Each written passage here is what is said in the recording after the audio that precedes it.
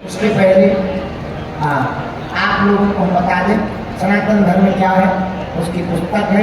इस पुस्तक को आप कार्यालय से धाम से प्राप्त कर सकते हो।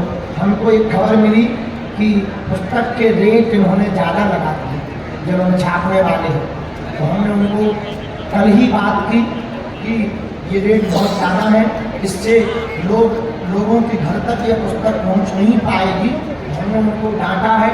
अब आगामी है इसमें इन्होंने 350 रुपया प्राइस डाले हैं और हमारे मंच से घोषणा कर रहे हैं। कल हमने उनको डांटा जैसे हमें पता लगा, क्योंकि दीनहीनों के लोगों के पास ये नहीं पहुंच पाएगी। तो आगामी समय में हमने उनको कहा है उनका जो भी खर्चा या जो भी उनका फायदा है वो कटवा कर अब हम 200 रुपया में हमने आज्ञा दी है कि 200 रुपया में सबको देनी चाहिए। तो 200 रुपया में, क्योंकि वो बहुत ज़्यादा अपना फायदा ले रहे थे, हमने उनकी छठ भी बाहर ली है।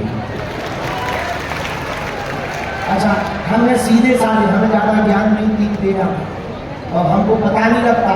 जब हमें कोई बताता है, कोई समझाता है, तब हमें इस बारे में अपना ज्ञान का पता करते। शक्ति तो है, लेकिन शक्ति का हमें मरीजों से लोगों को यही शक्ति प्रयोग करने का समय नहीं मिल पाता, इतने व्यस्त रहते हैं।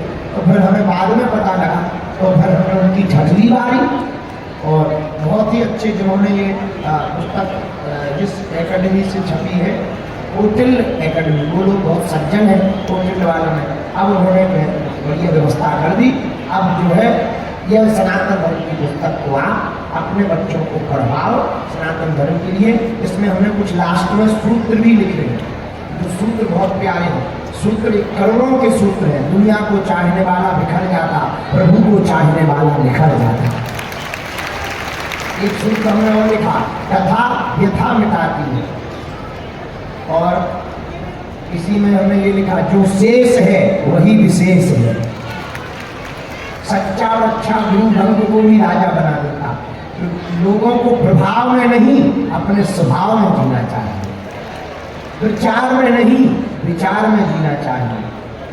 राम ही सार है, बाकी सब बेकार है। वो सारा नहीं उपाय।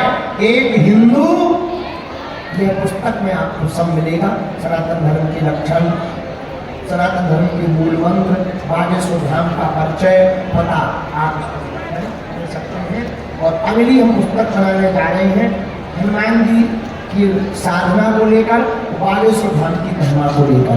हनुमान जी की साधना करने वाले लोगों के लिए अब जो है उपाय बताएंगे और उसी में 25 सफलता के सूत्र हम पुस्तक में लिखेंगे कि जिन सूत्रों पर चलकर तुम भी सफलता पा सकते हो। और आज एक और सूचना है, मंच पर जितने भी लोग हैं आज आरती सब नीचे के मंच से करेंगे। विद्वान परिवार भी नीचे के मंच से, केवल अक्षत के माता पिताजी यहाँ रहेंगे, बाकी सब लोग नीचे रहेंगे। आइए अंतिम श्लोक सब लोग गा लेते हैं। अपने सर पर कपड़ा रख लीजिए, अपना ध्यान रखना सब लोग, ठीक है? अच्छे से रहना, ठीक है? जय श्री राम। साधु जी, अरे जोर से बोलो। वापस आए, पत्नी को देखकर चकित भय। सुदामा पूरी स्वर्ण की बन गई, राजा बन गए। और अंत में भागवत के अंत में 12 स्कंद की चर्चा है और दत्तात्रेय जी के 24 युगों की चर्चा है, युगों की चर्चा है। 4 युग है, कलयुग, द्वापर, त्रेता, सतयुग। कलयुग की आयु 4,32,000 वर्ष, द्वापर की आयु 8,64,000 वर्ष, त्रेता की आयु 12,28,000 वर्ष और सतयुग की आयु 17,28,000 वर्ष। यह 4 युगों की, थोड़ा यहाँ वहाँ हो गया होगा क्योंकि जल्दीबाजी में है, तो 4 युगों की इस प्रकार आयु का वर्णन है। हाँ क्षमा करो, कलयुग की आयु 4,32,000 वर्ष, द्वापर की आयु 8,64,000 वर्ष, त्रेता की आयु 12,96,000 वर्ष और सतयुग की आयु 17,28,000 वर्ष। यह 4 युगों की आयु का वर्णन है। अंत में नाम संकीर्तन की महिमा है, नाम की महिमा गाई गई।